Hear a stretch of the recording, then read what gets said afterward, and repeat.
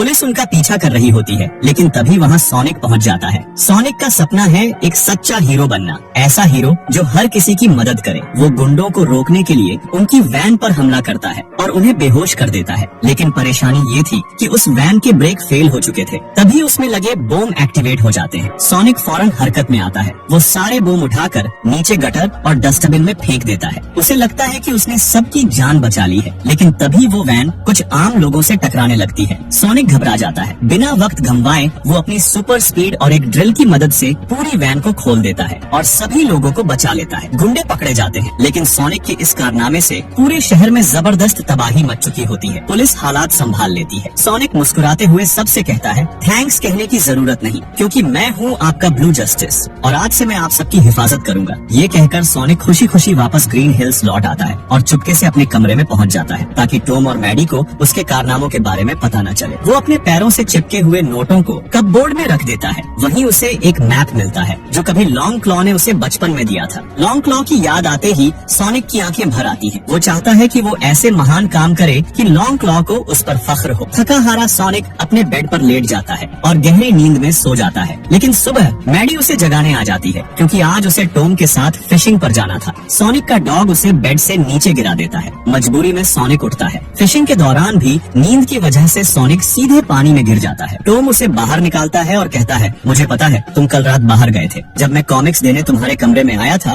तो तुम वहाँ नहीं थे, सिर्फ एक टेप रिकॉर्डर रखा हुआ था। फिर टॉम उसे न्यूज दिखाता है जिसमें शहर में हुई भारी तोड़फोड़ की खबर छपी होती है। टॉम कहता है, मुझे मालूम है तुम छुप छुप कर लोगों को बचाने जाते हो, बैटमैन बनने की कोशिश करते हो, लेकिन तुम ये काम सही तरीके से नहीं कर रहे, इसी वजह से इतनी तबाही हुई है। इस पर सोनिक जवाब देता है, मैं ब्लू जस्टिस हूँ, एक असली हीरो, मैंने उस रोबरी को रोक लिया। टॉम शांत लहजे में समझाता है, हीरो वो नहीं होता जो खतरा पैदा करे, हीरो वो होता है जो दूसरों की हिफाजत करे और उनकी जिम्मेदारी उठाए, और अभी तुम्हें ये सब करने की जरूरत नहीं है, क्योंकि अभी तुम सिर्फ एक बच्चे। सोनिक उसकी बात समझ जाता है और चुप हो जाता है। अब हम डॉक्टर रोबोटनिक को देखते हैं, जो एक मशरूम प्लेनेट पर फंसा हुआ है। यहाँ रहते हुए उसके 243 दिन गुजर चुके हैं। वो मशरूम से ही अपना गुजारा कर रहा होता है, यहाँ तक कि उसने मशरूम कॉफी भी बनाई, लेकिन उसका टेस्ट बहुत ही खराब था। रोबोटनिक के पास सोनिक का एक हेयर होता है। उसे उम्मीद होती है कि इसी की मदद से वो अर्थ पर वापस जाकर सोनिक से बदला ले पाएगा। अपने टूटे हुए शिप के पार्ट्स से वो एक मशीन बनाता है। जैसे ही वो सोनिक के हेयर को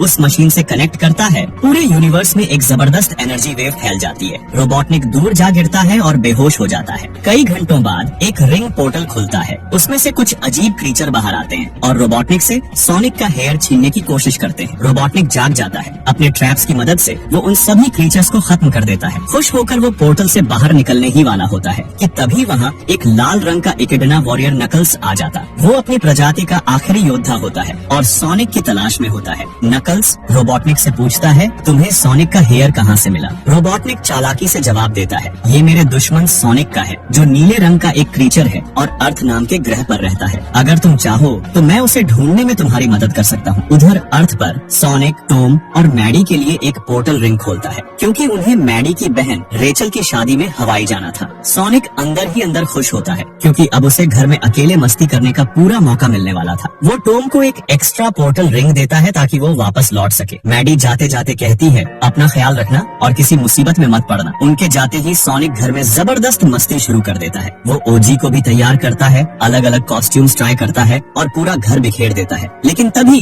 ग्रीन हिल्स में एक पोर्टल खुलता है। उसमें से बाहर आता है एक पीले रंग का फॉक्स, जिसका नाम टेल्स होता है। वो अपने गैजेट्स की मदद से सोनिक को ढूंढ रहा होता है, क्योंकि उसे सोनिक को वार्न करना था कि नकल्स उसे ढूंढते हुए आ रहा है। वहाँ टॉम, रेचल और उसके मंगेतर रैंडल से मिलकर खुश होता है, लेकिन रेचल टॉम को सख्त लहजे में वार्न करती है कि वो उसकी शादी में कोई भी गड़बड़ न करे। रेचल जानती थी कि सोनिक की वजह से टॉम किसी न किसी मुसीबत में जरूर फंस सकता है। उधर रात के समय सोनिक अपने डॉग ओजी के साथ टीवी देख रहा होता है। तभी अचानक लाइट्स ब्लिंक करने लगती है और अगले ही पल रोबोटनिक दरवाजे का लॉक तोड़कर अंदर घुस आता है। रोबोटनिक को देखकर सोनिक हैरान रह जाता है। वो कहता है, मुझे नहीं पता तुम वापस कैसे आए, लेकिन यहाँ आकर तुमने बहुत बड़ी गलती कर दी। ये कहते ही सोनिक अपनी सुपरसोनिक स्पीड में रोबोटनिक पर पंच बरसाने लगता है, लेकिन तभी नकल्स सामने आता है। नकल्स सोनिक को जोरदार हिट करता है। सोनिक बहुत दूर जाकर गिरता है। रोबोटनिक हंसते हुए कहता है, ये है मेरा बेस्ट फ्रेंड नकल्स। सोनिक गुस्से में बोलता है, मैं तुम्हें मेरी पावर छीनने नहीं दूंगा। नकल्स ठंडे लहजे में जवाब देता है, मुझे तुम्हारी पावर की कोई जरूरत नहीं है, क्योंकि मैं पहले ही बहुत पावरफुल हूँ। ये कहते ही वो सोनिक को जोरदार पंच मारता है। सोनिक दीवार तोड़ता हुआ बाहर जा गिरता है। नकल्स तंज कसते हुए कहता है, मुझे लगा था तुम बहुत ताकतवर होगे, लेकिन तुम तो बिल्कुल लल्लू निकले। ये सुनकर सोनिक गुस्से से भर जाता है और अपनी फुल स्पीड में नकल्स पर हमला कर देता है, लेकिन नकल्स बेहद स्ट्रांग होता है। वो सोनिक के स्पिन अटैक को अपने हाथों से ही रोक लेता है और फिर उसे जोरदार मुक्का मारता है। इसके बाद नकल्स पूछता है, बताओ उस अल्टीमेट पावर वाले जादुई हीरे के बारे में तुम्हें क्या पता है? सोनिक जवाब देता है, मुझे नहीं पता तुम किस एनर्जी की बात कर रहे हो। नकल्स गुस्से में कहता है, लॉन्ग क्लॉ ने तुम्हें उस अल्टीमेट पावर के बारे में जरूर बताया होगा, क्योंकि उसी ने तुम्हें पाला था। लॉन्ग क्लॉ हमारे इकिडना समाज की सबसे बड़ी दुश्मन थी, इसीलिए मेरे लोगों ने उससे युद्ध किया, लेकिन उसने मेरे पूरे कबीले को खत्म कर दिया और इसी वजह से मैं आखिरी इकिडना बचा हूँ और अब मैं तुम्हें खत्म कर दूंगा। लेकिन तभी अचानक वहाँ टेल्स आ जाता है। टेल्स नकल्स को टक्कर मारकर दूर गिरा देता है और सोनिक को बचाकर वहाँ से निकल जाता है। नकल्स उनका पीछा करने लगता है। भागते हुए टेल्स सोनिक से कहता है, मेरा नाम टेल्स है, तुमसे मिलकर बहुत खुशी हुई। सोनिक हाँफते हुए कहता है, मुझे कुछ समझ नहीं आ रहा, रोबोटिक वापस कैसे आया और ये नकल्स मेरे पीछे क्यों पड़ा है? टेल्स जवाब देता है, नकल्स यूनिवर्स का सबसे खतरनाक योद्धा है। वो उस अल्टीमेट पावर वाले जादुई हीरे को ढूंढ रहा है। उसे लगता है कि उस हीरे का राज तुम्हें पता है, क्योंकि तुम्हें लॉन्ग क्लॉ ने पाला था और सिर्फ लॉन्ग क्लॉ ही उस जादुई हीरे के ठिकाने को जानती थी। तभी नकल्स उनकी कार तक पहुंच जाता है और उन पर हमला करने लगता है। टेल्स बचने के लिए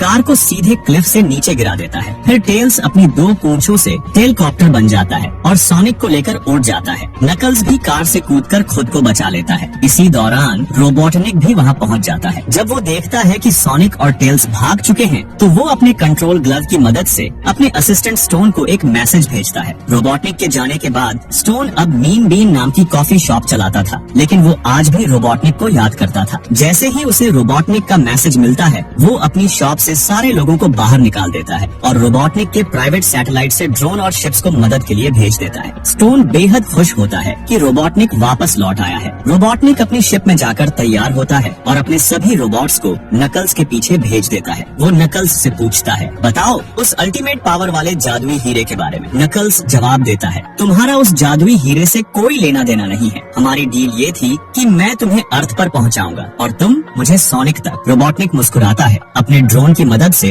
वो नकल्स को ऊपर उठाता है और कहता है, तुम अकेले उस जादुई हीरे तक नहीं पहुंच सकते, इसलिए मैं तुम्हारी मदद करूंगा और बदले में तुम सोनिक को खत्म कर दोगे। नकल्स थोड़ी देर सोचता है और फिर इस डील को स्वीकार कर लेता है। उधर सोनिक टेल्स को लेकर वेड के घर पहुंचता है। दोनों कंफ्यूज होते हैं। तभी टेल्स कहता है, जादुई हीरे के साथ तुम्हारा कोई न कोई कनेक्शन जरूर होगा। तभी सोनिक को लॉन्ग क्लॉ के मैप की याद आती है। वो अपने बैग से वो मैप निकालता है। उस मैप पर जादुई हीरे का निशान बना हुआ था, लेकिन सोनिक को पहले इसका मतलब पता नहीं था। अब सोनिक समझ जाता है कि ये कागज जादुई हीरे तक पहुंचने का मैप है। जैसे ही सोनिक उस निशान को टच करता है, मैप से लॉन्ग क्लॉ का एक प्रोजेक्शन बाहर निकल आता है। लॉन्ग क्लॉ का प्रोजेक्शन सोनिक से कहता है, अगर तुम ये संदेश देख रहे हो तो इसका मतलब है कि मुझे कुछ हो चुका है और तुम इस समय पृथ्वी पर हो। यही वो ग्रह है जहाँ हमने उस जादुई हीरे को छिपाया था। उस जादुई हीरे में इतनी ताकत है कि अगर कोई इंसान उसे हासिल कर ले तो वो जो कुछ भी सोचेगा वो हकीकत बन जाएगा। इसीलिए अगर ये हीरा किसी गलत इंसान के हाथ लग गया तो वो पूरी दुनिया को नष्ट कर सकता है। इस जादुई हीरे की रक्षा करना मेरा कर्तव्य था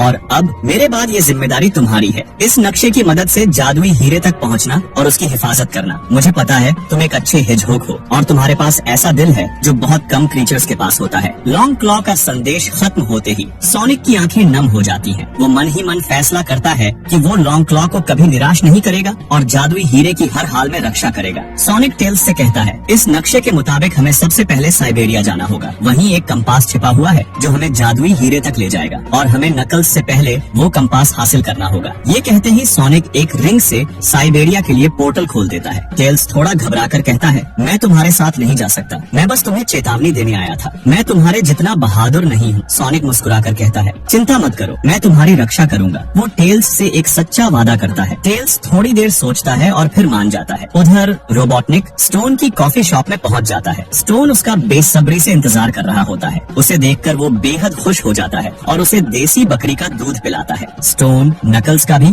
अपनी टीम में स्वागत करता है, लेकिन नकल्स उसका हाथ मरोड़ देता है। रोबोटनिक हंसते हुए कहता है, बुरा मत मानो, ये इसका स्टाइल है। इसके बाद स्टोन अपनी कॉफी शॉप को एक हाईटेक लैब में बदल देता है। इधर हवाई में टॉम को दिखाया जाता है, जो रेचल के मंगेतर रैंडल के साथ वॉलीबॉल खेल रहा होता है।